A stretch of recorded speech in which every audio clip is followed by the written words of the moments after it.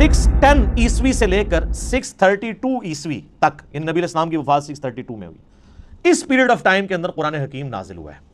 Almost ये 22 साल बनते हैं ईस्वी एतबार से और ऑलमोस्ट 23 साल बनते हैं तकरीबन हिजरी एतबार से।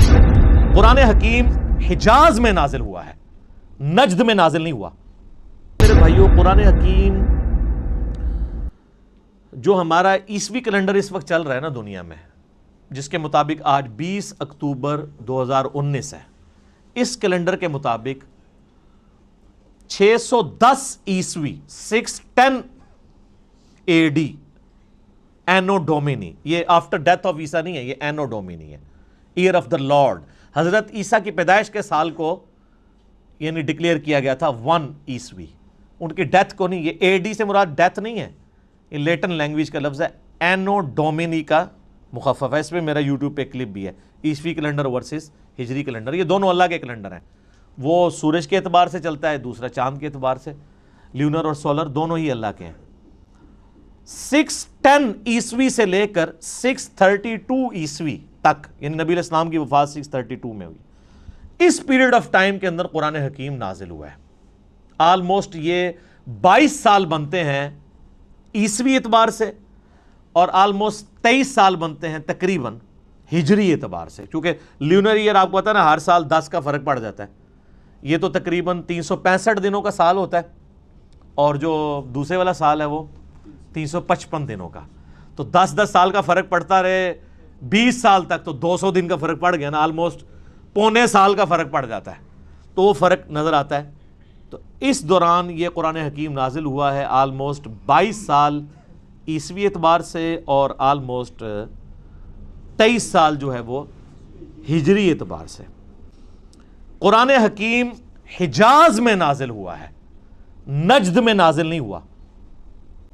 नबी अलैहिस्सलाम का पूरा जो ट्रैवलिंग का हिस्सा है वो सारा हिजाज का है। मक्का भी हिजाज में है, मदीना भी हिजाज में, इवन आप तबूक तक चले गए अरब के एंड पे, आप यानी वो तिहामा की जो पहाड़ियां हैं उनकी इस साइड पे हिजाज है और वो दूसरी साइड नजद कहलाती है ना। तो हिजाज के अंदर कुरान नाजिल हुआ है, कुरान नजद में नाजिल नहीं हुआ। यानी वो टाइम एंड स्पेस की बात कर रहा हूं। टाइम इसका 610 ईस्वी से 632 ईस्वी है और स्पेस इसके नाजिल होने की कौन सी है? हिजाज। पूरे का पूरा कुरान जो है वो हिजाज के अंदर नाजिल हुआ है और किसी मुल्क के अंदर नाजिल नहीं हुआ। यानी अरब की सरजमीन में नाजिल हुआ और अरब की सरजमीन में भी नाजिल हुआ है। नबी सल्लल्लाहु अलैहि वसल्लम कुछ अरसा मक्का रहे, 2/3 कुरान वहाँ पे नाजिल हुआ, फिर मदीना शरीफ में, फिर बरज़खी कुरान भी है मक्के से मदीना हिजरत के दौरान, फिर मदीने से तबूक जाते हैं वहाँ पे भी है।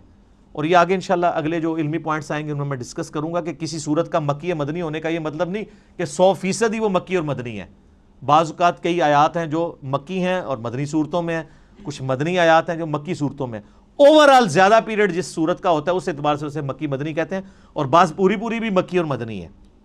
लेकिन एक जो हमारा ये अकीदा है कि ये Quran Hakeem on the face of earth जिस स्पेस में नाजिल हुआ वो स्पेस थी हिजाज की स्पेस।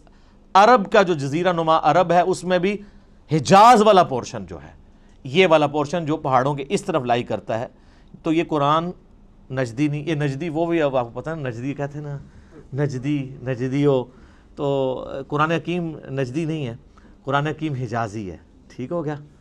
तो अल्लाह ताला से दुआ है जो हक बात मैंने कही अल्लाह ताला हमारे दिलों में रासिख फरमाए। अगर जज्बात में मेरे मुंह से कोई गलत बात निकल गई तो अल्लाह ताला हमारे दिलों से माफ़ कर दे। हमें किताब व सुन्नत की तालीमात पर अमल करके दूसरे भाइयों तक पहुँचाने की तौफीक अता फरमाए।